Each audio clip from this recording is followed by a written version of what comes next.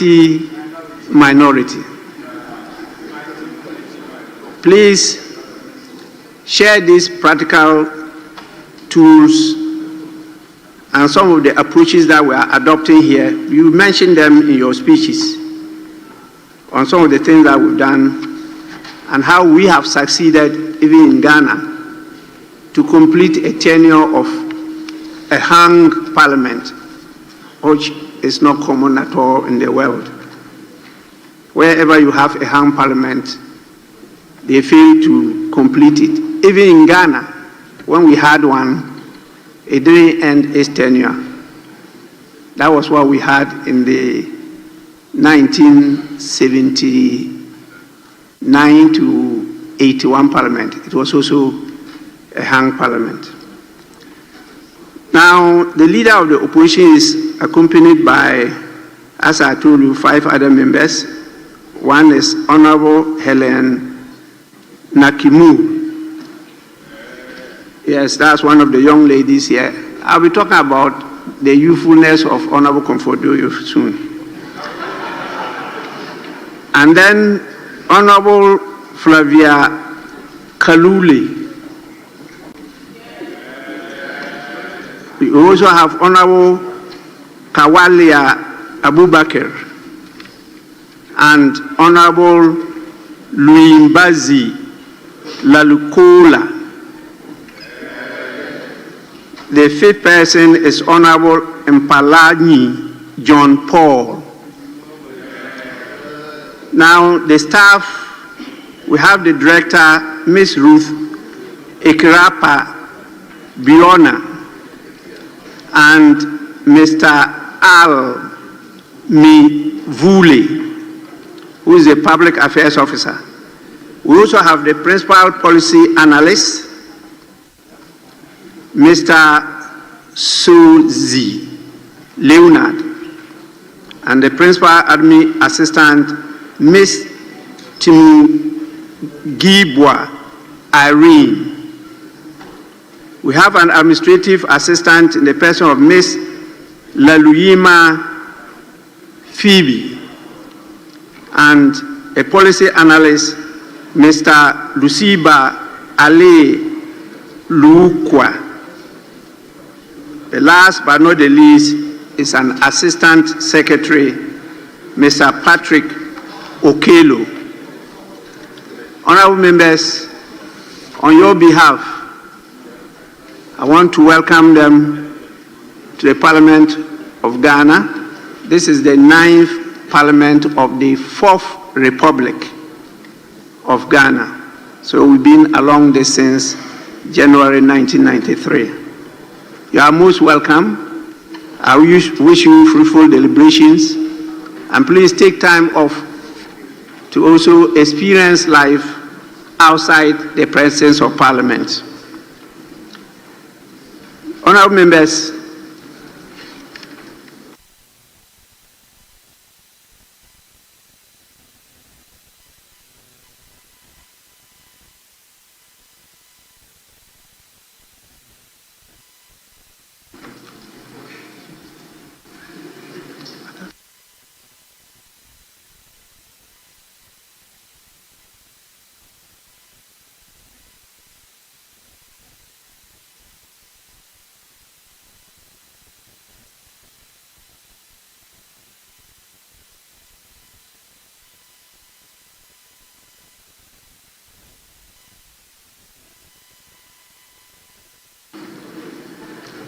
Honorable members, as I stated earlier on, they are to be with us for 1 week.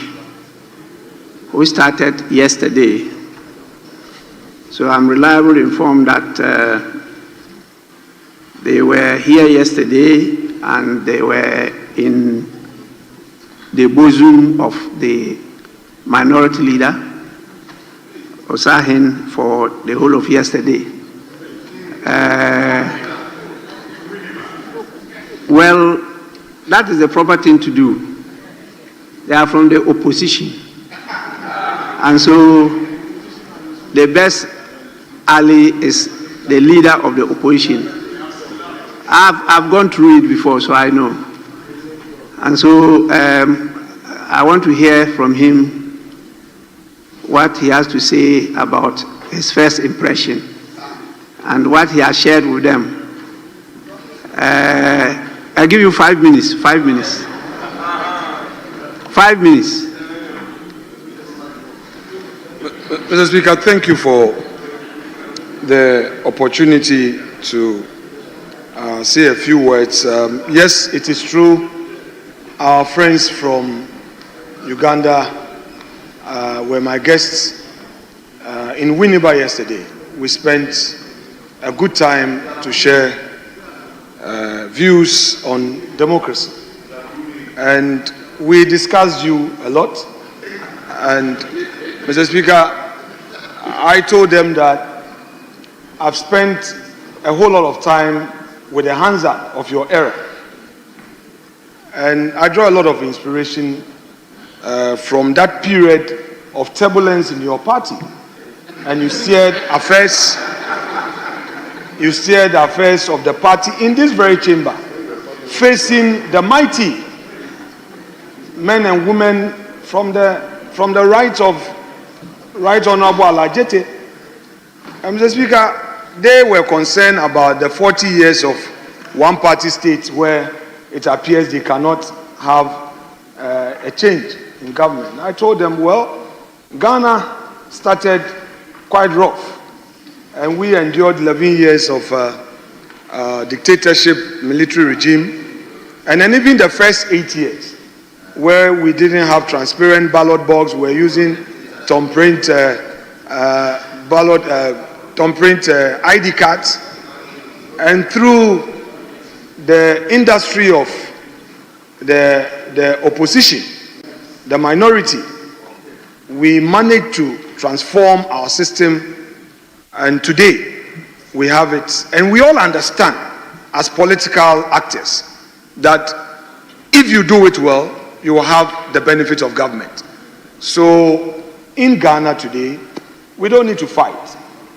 We need to rely on the rules to show relevance. It doesn't matter the huge numbers, I told them. So, Mr. Speaker, they say they have elections come January 2026. I've wished them well and told the young barrister who is leading the minority, he is 38 years. And I've told him that they need to work hard and use all the tools available. I've shared some important data with them and how we have held our own. And Mr. Speaker, I told them it's about the collective spirit and not the competition amongst themselves. The competition would only divide them, I told them, and how difficult it is to be a minority leader than to be a majority leader. Mr. Speaker, you and I know, the Honorable Ayerga is not part of our club of minority leaders. We know what it is. He's enjoying majority leader. Majority is easy.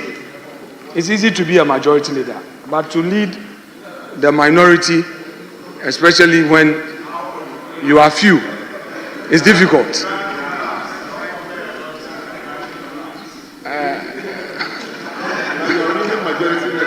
But Mr. Speaker, without more, I would want to say a big thank you to you for the platform you gave to the group from Uganda. We've shared ideas. All we need is our democracy. We are here in Ghana. We don't seem to value what we have. But if you look at the continent, we've really advanced in our efforts. What I think we should do is to strengthen the institutions. Strengthen the institutions and make the institutions formidable. I'm sure if we do that, Ghana will be far better a place for others to come and learn from. Thank you, Mr. Speaker. Yes, honorable members, it's a proper thing to do to listen to the minority leader. As I've been saying, democracy is about opposition. That's what democracy is about. And it's good that you are here from Uganda as brothers and sisters, because the current president of Uganda actually studied in Ghana. And he was at Winneba. The current minority leader in Ghana is representing the good people of Winneba, Efutu. And that time, as a young man, he studied at the Nkrumah Ideological Institute at Winneba, and he became a member of the Convention People's Party, CPP, before he left Ghana. So he's risen through that, and he has a lot of organizational ability. He has written a lot of books, and I have had the honor of interacting with him a number of times. And anytime I'm in Uganda, I try to meet both sides and have discussion. So you are most welcome. It's an unending journey, and sometimes very rough, but that is part of the game. Even those we see as mature democracies still also have rough times, as you can see what is happening in the United States of America. So please don't hold back anything. Share what you have with them. We are not in an island, we are in a continent, and what happens in Ghana affects Uganda, and what happens in Uganda affects Ghana, and so we are working together. But let it be known that the Honorable Majority Leader has been a pillar since 2005 when he entered this parliament. He was one of my chairmen when I was a minority leader. No, he was a ranking member to the Committee on Constitutional, Legal and Parliamentary Affairs. And I had known him since he was a student at the Ghana Law School. So he has a lot of experience in parliamentary practice. You want to add more? Yes, please. Mr. Speaker, my friends from Uganda are in the opposition. They want to come to power. So when they come to Ghana, take them to those who have successfully fought for power.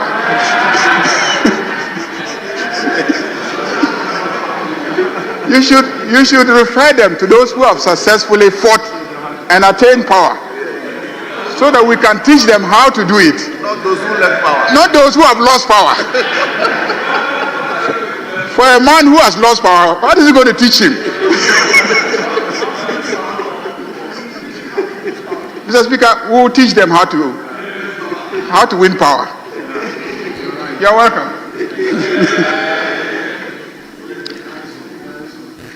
I was invited as a resource person to Nigeria when the then ruling party lost power. And they wanted to learn from me how to live in opposition. That was the question they put to me, how to live in opposition. And I reminded them that in 2003, when I attended a conference there and introduced myself as the opposition leader, after the conference, a number of them came to me and said, "So you are a member of Rawlings Party?" I said, "Yes." They said, "So you people stood there and the opposition took power away from you?" I said, "We did all we could. But you know, one thing that is permanent in life is change." I said, "What? So you sat there and they took it from you? It will never happen in Nigeria." I said, we didn't sit, we were standing.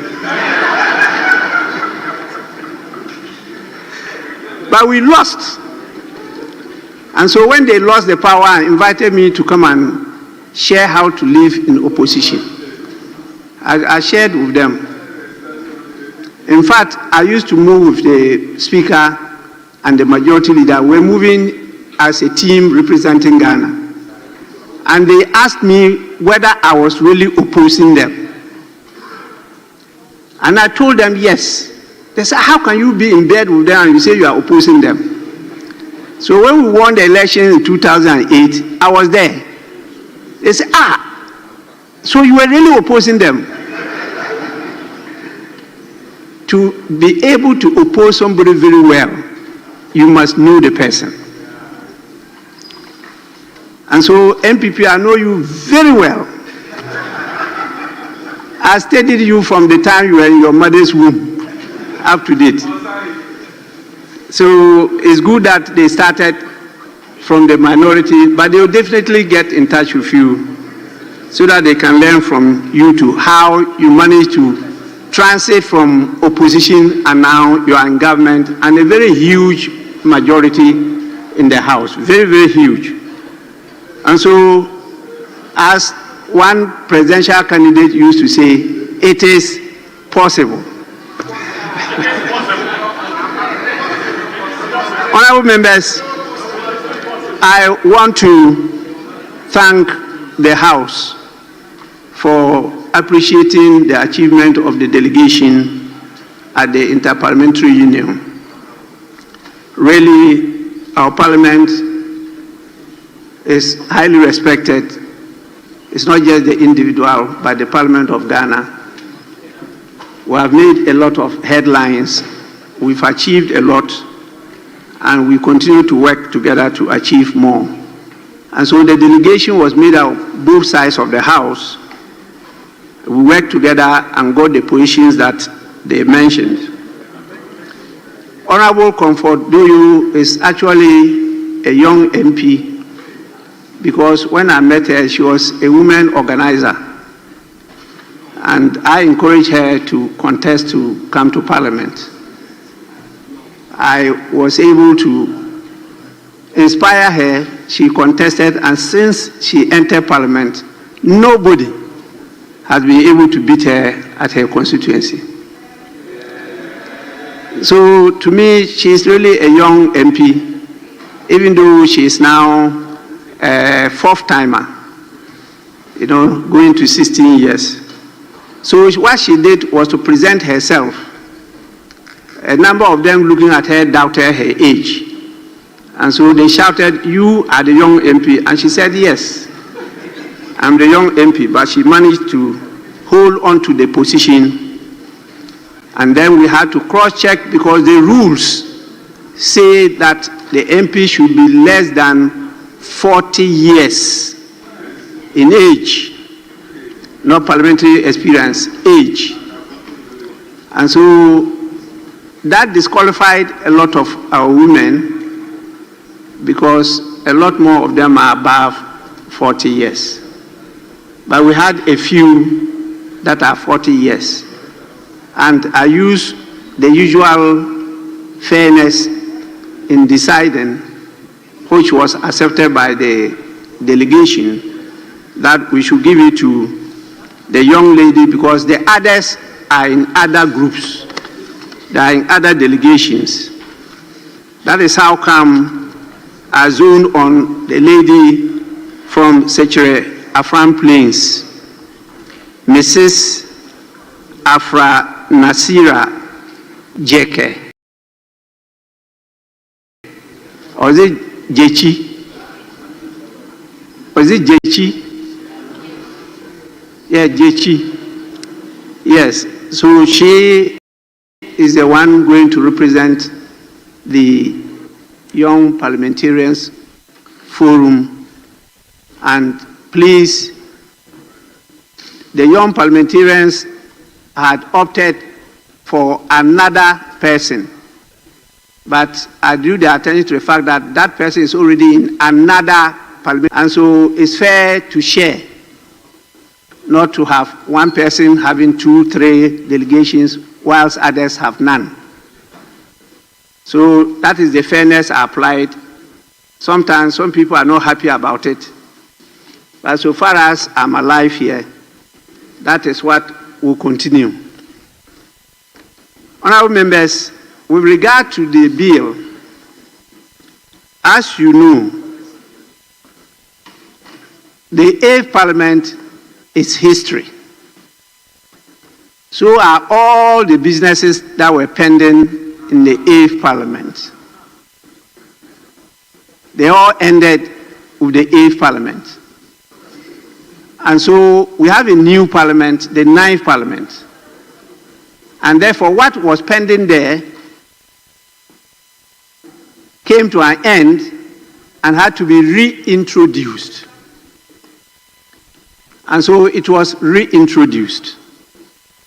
In spite of the challenges I had with the former president, it was actually transmitted to the former president. They wrote to tell us that they will not assent to it. The only constitutional error they committed was they didn't give us the reasons why they will not assent to it, and they did not also transmit the bill back to us.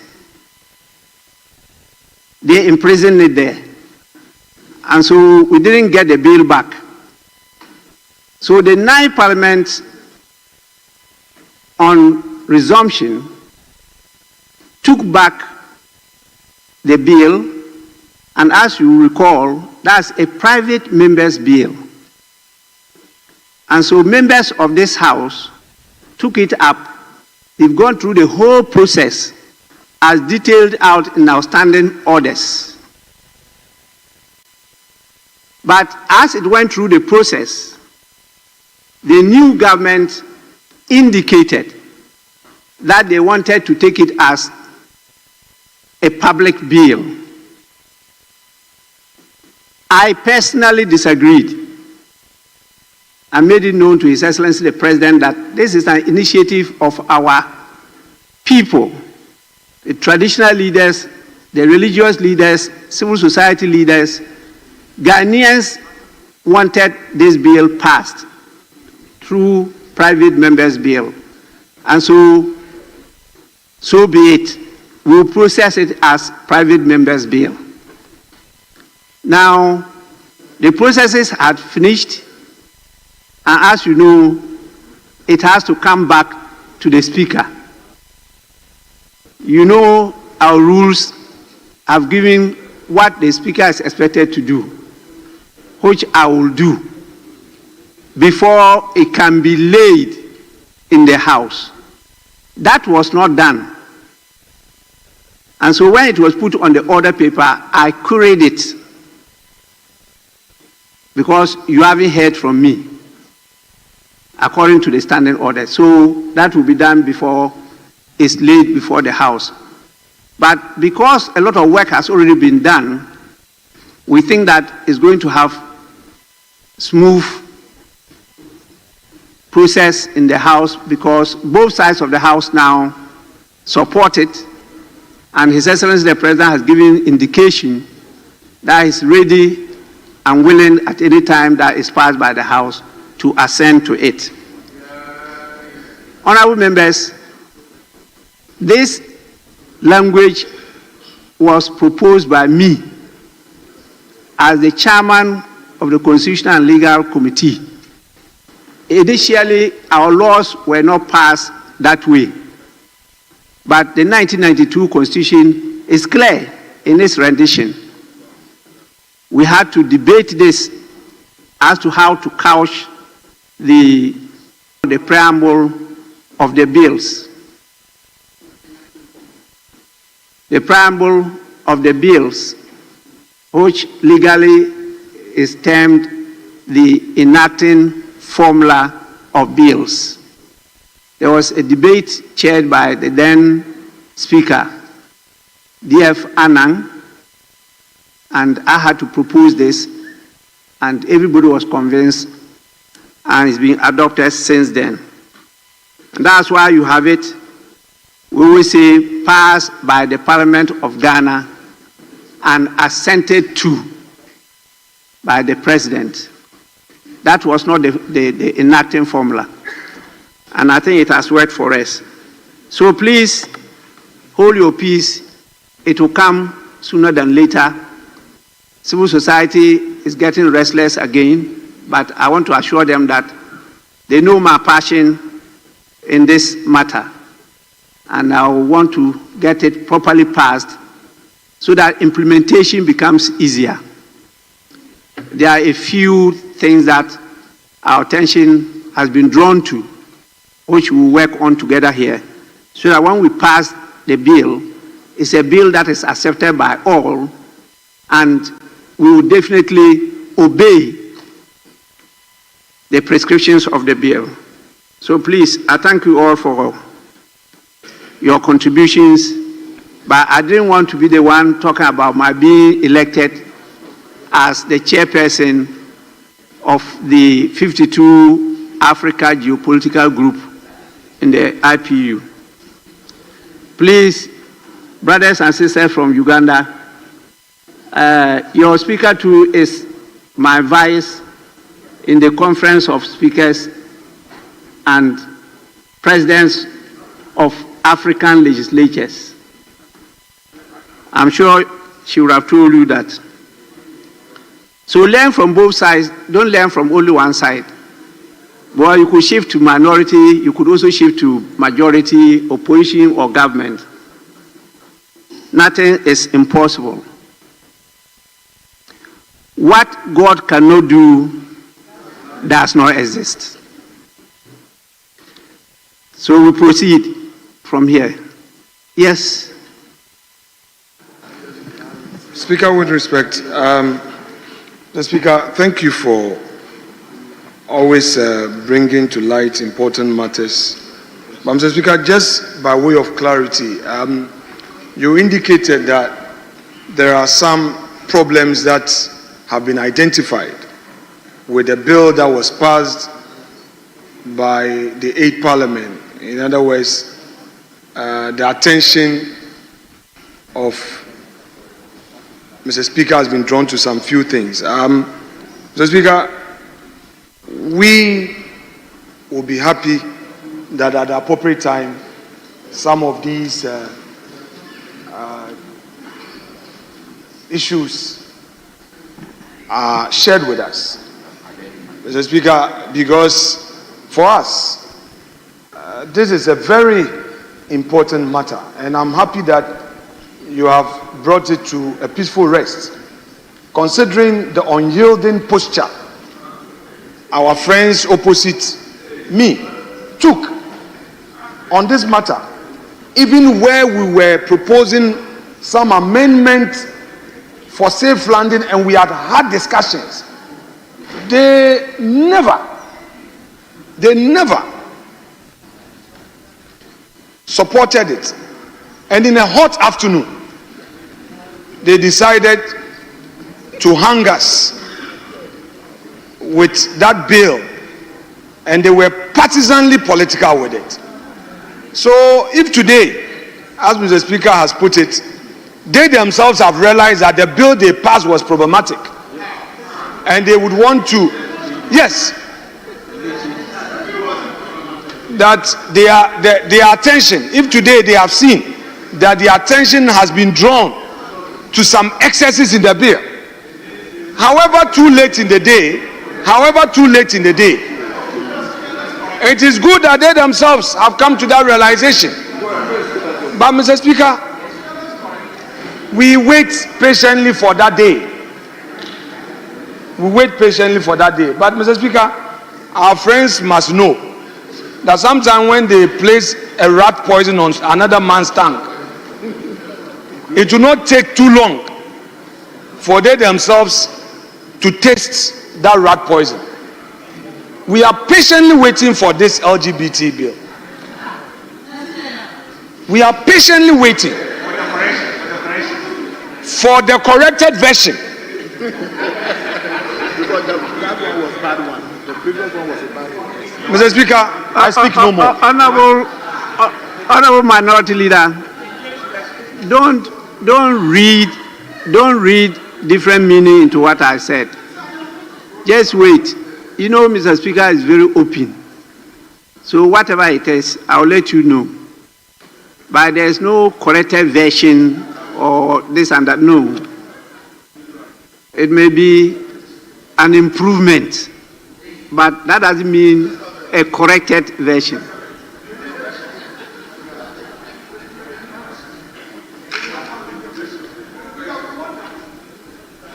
I think enough is enough.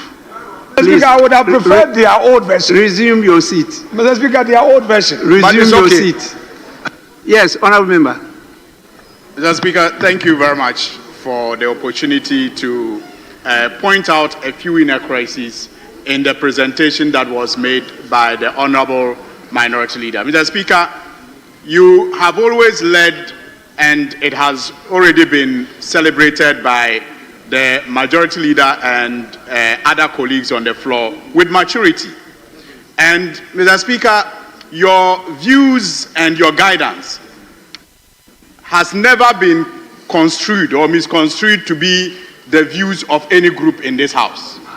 So I am therefore surprised that, Mr. Speaker, as you guide on this matter, the Honourable Minority Leader is making it seem as if you are speaking the position of the majority in the House, and you are speaking the position of those who sponsored the earlier bill. Mr. Speaker, I was part of those who sponsored that bill. And Mr. Speaker, as far as we are concerned, we passed that bill in the state that we did, at the time that we did, guided by good conscience. And we were hopeful that the then president would have signed it. Mr. Speaker, I will not go over the issues that happened then. But if it has become necessary for this House to reconsider it, I take solace in the assurance of the Majority Leader that we stand in readiness to support the process of enacting a law that will make the practice intolerable and unacceptable in this House.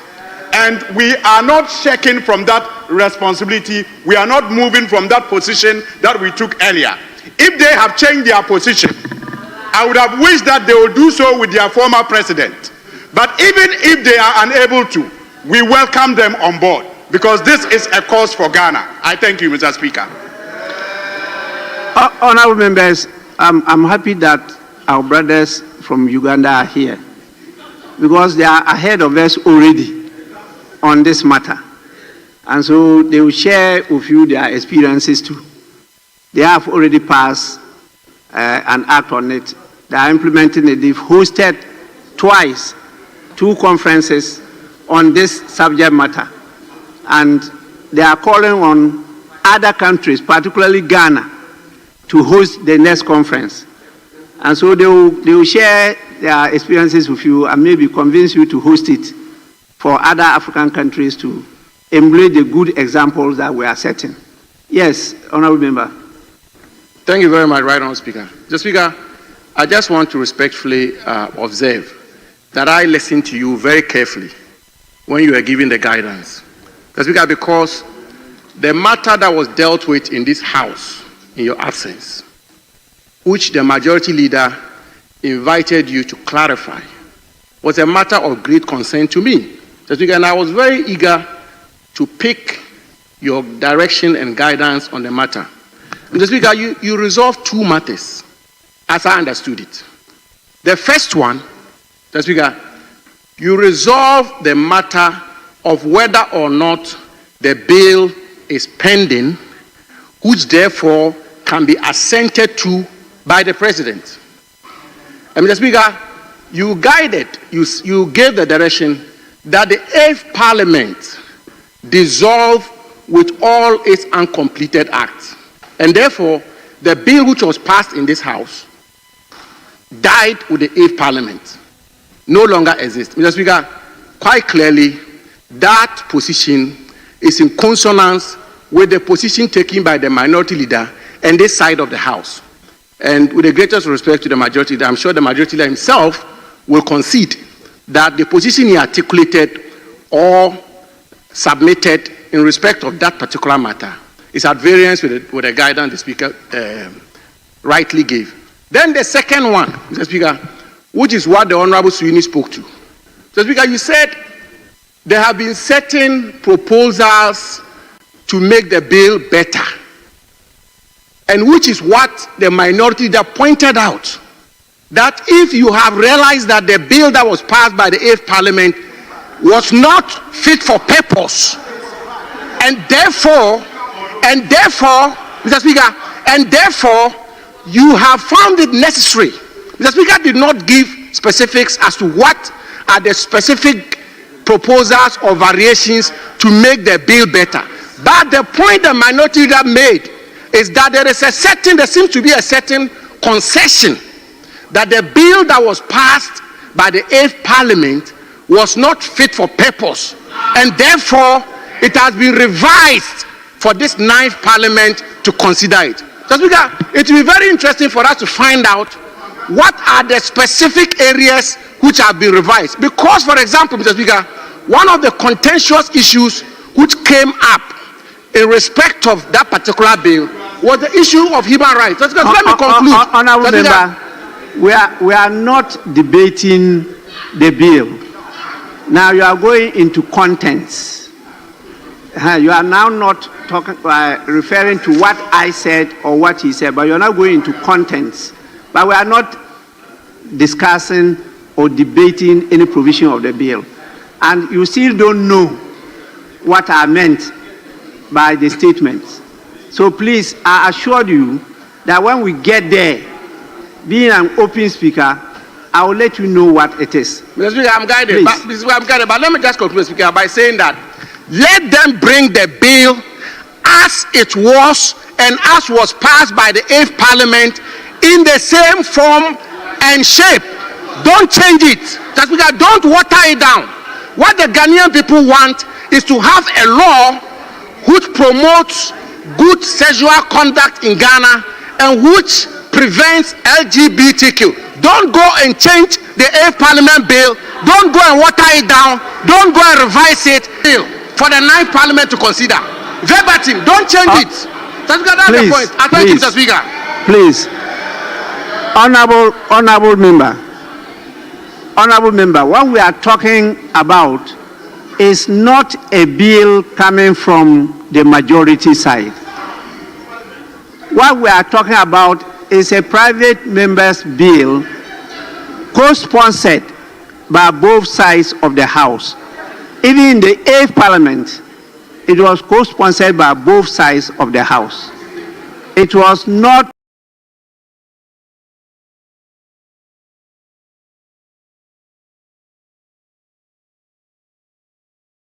from one side. It is still the same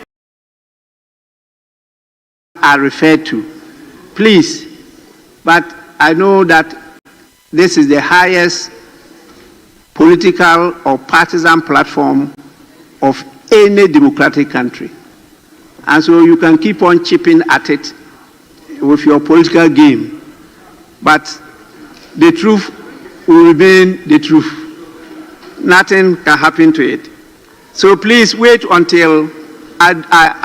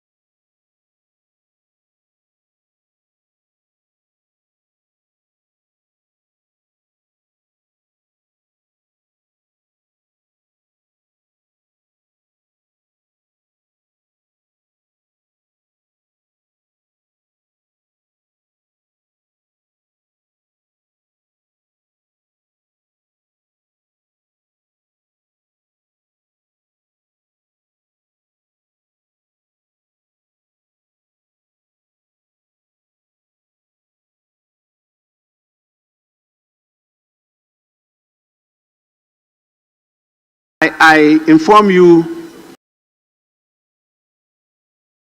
about the situation, then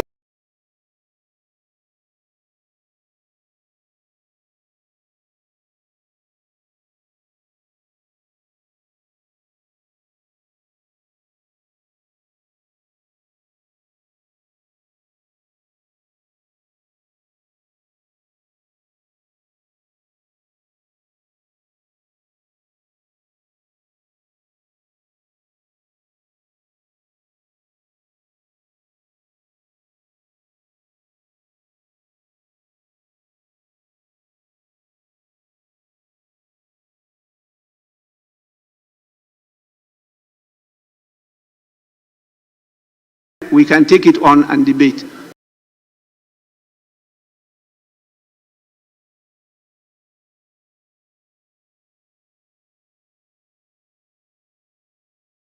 Majority Leader, may we move on to urgent questions?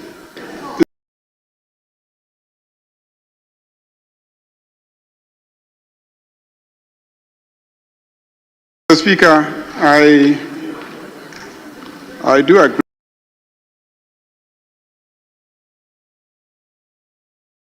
But I was hoping that the same minister could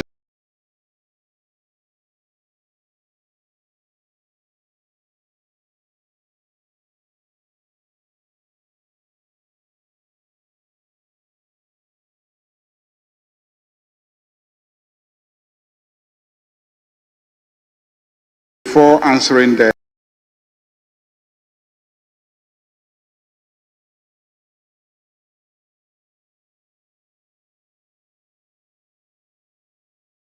questions. So if you indulge me, Mr. Speaker, if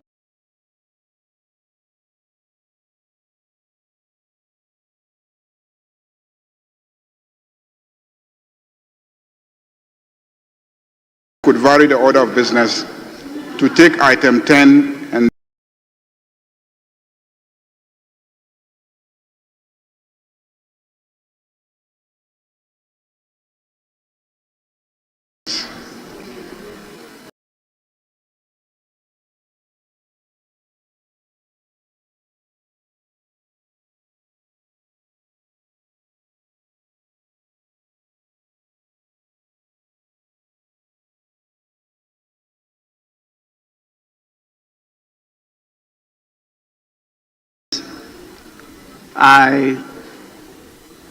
In accordance with our standing orders, vary the order of business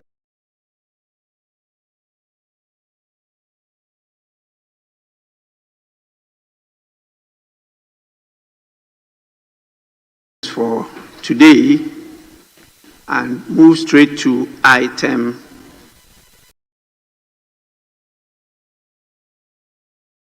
10 at the commencement of public business. Presentation of papers or health.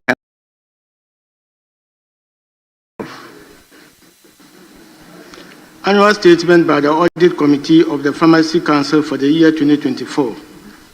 Annual statement by the Audit Committee of the Nursing and Midwifery Training College for the year 2024.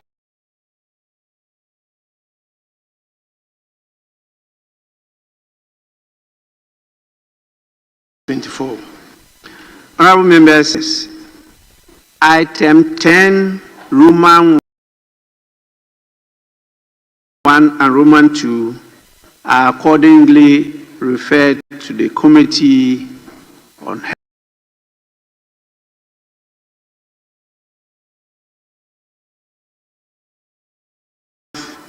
For consideration and report to the House.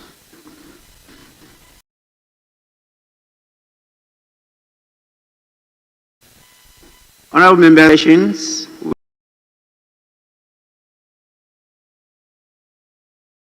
have two urgent questions standing in the name of the Member of Parliament for Afija Secretary East and Lambuse.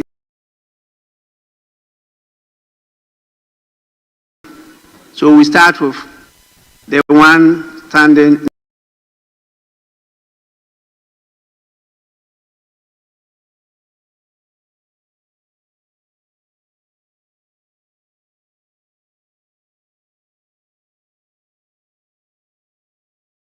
the name of the honorable member for Afija Secretary East, 7A.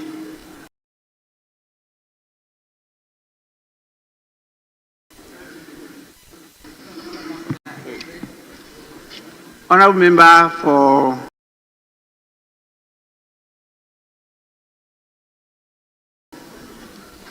Afija Secretary East.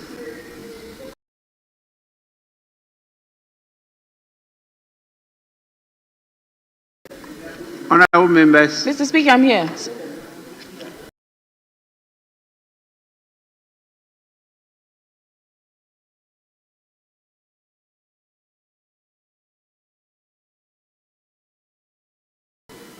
Minority side. Oh.